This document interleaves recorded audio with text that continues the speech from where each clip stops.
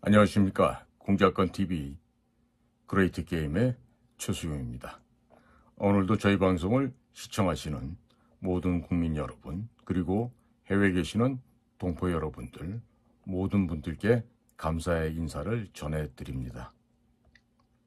지금 국가정보원의 문제가 서훈이나 박지원으로 인해서 다시금 또 인구에 회자되고 있는 상황이 되었는데, 지금 이 국가정보는요, 어떻게 해야 정상화를 시킬 것인가라는 이 현재의 상황을 두고 지금 여러 가지 의견이 분분한 상황입니다. 자, 국정원이라고 하는 이 이름을 그대로 놔두고 완전하게 물갈이를 하지 않게 되면 이게 다시 구정물이 될 것입니다. 전두환 대통령이 12.12 이후에 이 대통령이 됩니다. 그 시절에 중앙정보부는 국가안전기획부로 이름을 개명을 하게 되고, 당시에 기조실장을 했던 사람이 바로 이종찬이었어요. 근데 이 이종찬이 김대중 정부가 시작되자 초대 국가정보원의 원장으로 왔다라는 것이 상식적으로 이해할 수 없는, 이해 불가의 상황이었습니다. 이종찬이 계속해서 모든 정보를 계속 바치지 않았다면, 즉 음으로 양으로 내통하고 협조하지 않았더라면 이게 어디지 가당치나 한 얘기였겠습니까? 절대로 말이 되지 않는 상황이 현실로 왔던 것입니다. 이종찬에 이어서 임동원, 또 문재인에 들어서 서훈, 또 박지원, 이런 자들을 거치면서 대한민국 정보기관의 내부 사정, 바닥부터 깡그리 북한으로 넘어갔다고 보셔야 합니다. 따라서 다 바꿔야 됩니다. 자, 제가 지금 이렇게 추상적으로 국민 여러분들께 말씀을 올리는 게 아니라 실질적으로 YS 정부 시절에 일어났던 일이었습니다. 우리 공작국의 전설이었던 우리 선배님이 북기관원으로부터 입수했던 한 첩보 보고를 하였습니다.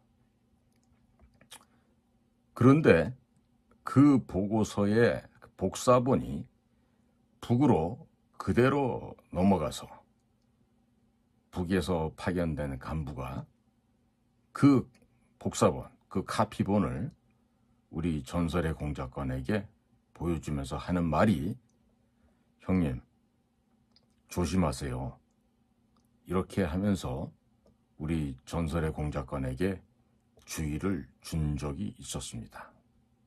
당시 우리 전설께서 내부의 유출 경로를 파악했지만 일부러 내색을 하지 않고 지냈다고 합니다. 왜냐고요? 거꾸로 흘리게 되면 더 효력이 있을 수도 있었기 때문이라고 하였습니다. 자, 그러면 이게 김영삼 때 발생했던 일인데, 김대중, 노무현, 문재인, 이때는 말하면 뭐 하겠습니까? 말할 필요조차도 없는 거죠. 당시에 북은 중국의 남쪽에 있는 광주라 하죠. 그 광주 총영사를 설치해놓고 운영하고 있었는데, 당시 그 광주에 거주하고 있던 북에서 파견된 총영사에게 우리 전설의 공작관은 당시 안기부에서 파견된 흑색 요원을 소개를 하고 서로 잘 지내라고 이렇게 직접 소개를 해줬어요. 그런데 이때 파견되었던 안기부지고는 혹시라도 잘못될까봐 무서워서 3년 내내 한 번도 이 북한 총영사에게는 접근조차 하지 않았다 합니다. 이것도 그 겁 많고 비겁했던 자가 이 전설의 공작관에게 말씀을 드린 게 아니라 역으로 북측에서 그 광주 총영사로 나와 있던 친구가 우리 그 전설의 공작관한테 그 친구 도통 연락이 없습니다. 이렇게 알려줘서 비로소 알게 되었다는 것이죠. 자, 우리 그 국가정보기관에서 파견되었던 당시에 이 광주에 파견됐던 요원은 그 당시 국장이 졸업했던 그 학교와 동문이었어요. 자, 한국에 그 유명한 대학이 있어요.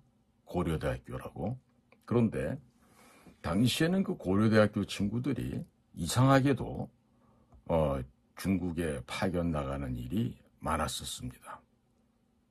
무슨 특별한 이유가 없겠죠. 우리나라의 전통적인 병폐인 지연, 학연, 혈연 이런 것 때문에 이렇게 선발이 돼서 나갔던 것인데 그자는 그곳에 있으면서 했던 일이 뭐냐면 그 주로 놀고 먹고 마시고 또 현지에 있는 여성들과 놀고 여성들과 논다는 게 무슨 의미인지 아시겠죠? 자, 그런 식으로 세월을 허비하고 소기의 성과도 완수하지 못한 채 나중에 그냥 귀국하고 마는 그런 그 참 꼴보기 또 힘든 또 볼썽사나운 그런 결과를 만들고 돌아왔어요. 이 국가에서 비밀 요원으로 파견된 자가 이와 같이 본인에게 맡겨진 책임을 다하지 않고 이렇게 그 아주 비겁하고 용렬하게 꼬리를 감추고 숨었다는 것은 정말 우리 그 정보부 역사상 가장 수치스러운 한 단면이 될 것입니다. 그런데 이제 한술 더 뜨는 일이 생깁니다. 그 대학교 교수 출신이라고 하는 나종일이라는 사람이 이 차장으로 온 적이 있었습니다. 하루는 그 나종일 씨가 우리의 그 전설에게 북한의 고위층들이 생각하는 북한의 미래라는 내용을 통해서 그 뭐 하나 좀 문건을 작성해 달라고 요청을 했다 그래요. 그래서 뭐 보름 정도 말미를 줄 테니까 작성을 해달라고 해서 뭐 늘 하던 일이니까 우리의 전설께서는 그 다음날 필요한 부분을 다 작성해서 갖다 줬다 그래요.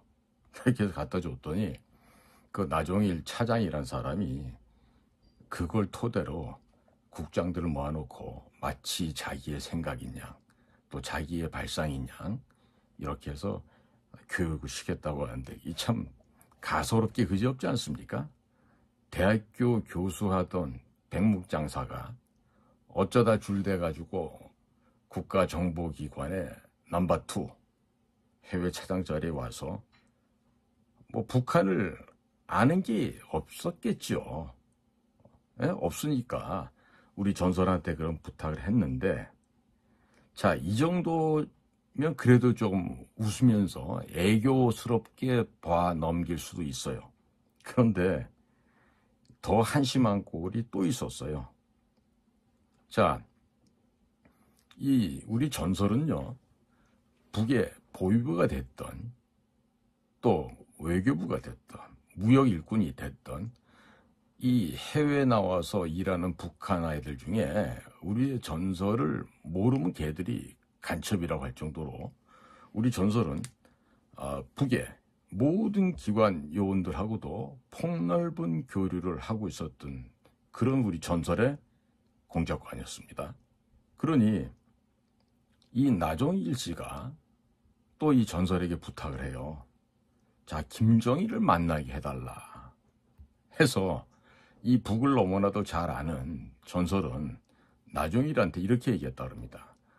아무리 그래도 상대가 국가가 아니지만 지 스스로가 국가의 통치자라고 생각하는데, 아니 정보기관의 차장 정도 가지고 만나 주겠느냐, 상대가 안 되니 생각을 접으시오라고 했더니 그럼 편지라도 전해달라, 뭐 이렇게 하도 간곡하게 해서 우리 전설께서는 중국에 나와 있던 북한의 조직지도부 간부에게 이 나종일 씨의 편지를 전해주면서 평양에 좀 전달을 해다오라고 부탁을 했다고 합니다.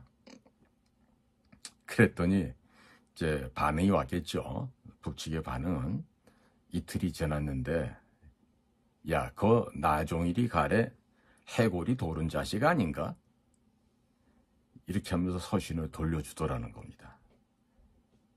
더 구체적인 얘기는 너무 창피한 얘기라서 차마 전설께서도 이야기를 다 하지는 못하고 있습니다. 그 다음에 또 차장을 어떤 이병기라고 있어요. 그 이병기도 그 서울대 외교학과 나오신 분인데, 외무부실에서 외교부 갔다가 그 노태우 대통령이 후보 시절부터 그 노태우가 이제 그 행정부의 그 체육부 장관도 하고 여러 가지 이제 국가 일을 담당하게 되지 않습니까? 그때 이제 노태우의 수행보좌관, 즉 우리가 하는 말로 가방 들고 다니는 가방 모찌가 돼서 그렇게 해서 이제 정계로 어디로 돌았던 그런 사람이죠. 그런데 이제 그러던 사람이 무슨 정보기관에 일을 해보기나 했겠어요. 그런데 어느 날 벼락 출세를 해가지고 국가정보원에 또 차장으로 왔었죠. 근데 이 이병기 씨도 이와 비슷한 부탁을 해왔죠. 우리 전설의 공작관께서 보실 때는 참 철없는 애들이고 철부지들인데, 자, 자리가 모든 것을 규정하는 건 아니지 않습니까? 그러면 국가의 정보기관에 그 정도 넘버 2, 차장 정도의 자리에 앉아서 일을 하려고 하면요, 제대로 실력과 역량을 갖추고서 그 자리에 와야 돼요. 북에 대한 것도 잘 알지도 못하고 그저 힘센 사람 옆에 다니면서 가방만 들고 다니던 사람이 뭘 알겠습니까? 그런 자가 와서 나중에는 박근혜 정부 때 돼서 대통령 비서실장을 하다가 또 국가정보원장도 하고 결국에는 형무소 가가지고 그 학문검사 받고 그 창피함을 또 당하게 됐죠. 국민 여러분, 이 지금 세간의 화제로 오르는 국가정보원의 여러 가지 변화와 혁신 문제에 대해서 이야기들이 많은데요, 이제는 딴 거 없습니다. 근원부터 싹 뜯어 고쳐야 됩니다. 그리고 제가 지금 그 잘못된 그 간부들 이종찬 씨부터 시작해서 임동원, 뭐 박지원, 서훈 뭐 이런 자들에 대해서 얘기도 하지만은요, 정말 중요한 거는요, 이스라엘 그 모사드의 국장이었던 그 메이어 다간처럼 전장에서 30여 년을 지냈고 특수전 작전을 통해서 목숨을 담보로 수많은 전투를 해봤고 또 실제적인 필드에서 야전에서 비밀 사업을 해봤던 사람이 정보기관의 수장이 돼야 돼요. 그 MB 정권 때 심지어 서울시 수도국장 하던 원세훈이라는 자가 와서 했잖아요. 얼마나 와가지고 정말 미친 발광을 하고 살았는지요. 원세훈 때 우리 돌아가신 우리 안전과 직원들을 비롯해서 억울한 죽음을 당했던 사람들이 꽤나 많이 있습니다. 그 각각의 가정에서는요, 지금도 아마 가슴에 한이 맺혀 있을 거예요. 오죽하면 원세훈을 직원들이 원따로라고 불렀겠어요. 거기다가 원세훈의 처는요, 지금 그 문재인의 처 김정숙이가 그 버킷리스트 충족시키려고 온 세상에 돌아다니면서 인도 타지마할까지 전용기를 끌고 다니면서 이런 그 호화 사치 낭비를 한 거 돼갖고 이제 시간이 좀 지나고 나니까 지금 지적질을 하잖아요. 실질적으로 원세훈의 처는요, 이보다 더 했으면 됐지 덜 하지 않았어요. 온 세계 각국의 관광 유람을 다니면서 현지에 공작 업무를 위해서 파견된 국정원의 파견관들을 종론 부리고 다니면서 여왕님의 행차라고 하는 퀸스 로드라고 하는 이런 어마어마한 여행길에 올랐던 자가 바로 원세훈의 처 이땡땡이라는 여자예요.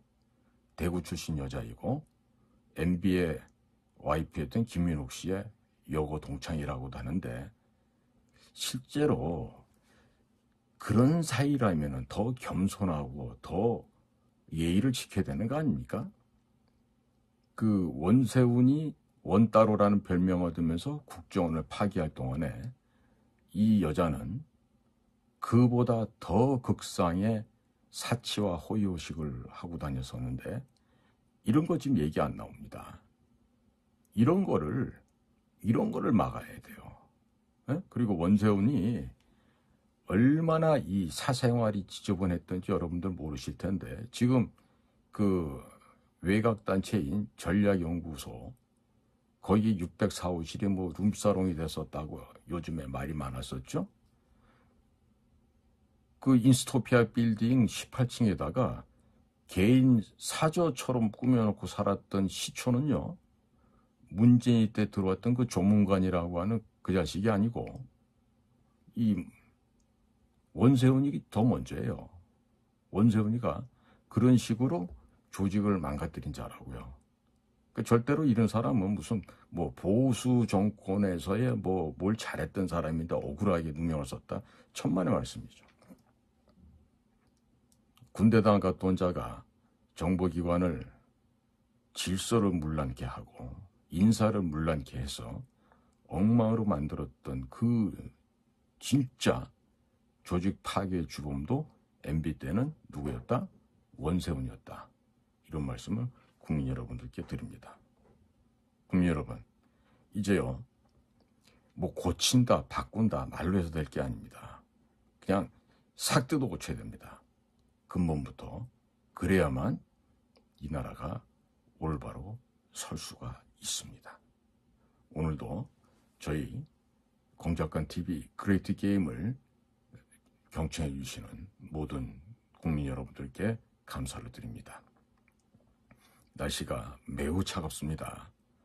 다들 건강에 유의하시고 또 미끄러운 길에서 넘어지지 않도록 특히나 조심들 하시길 간곡히 부탁드립니다. 오늘도 감사합니다. 행복하십시오.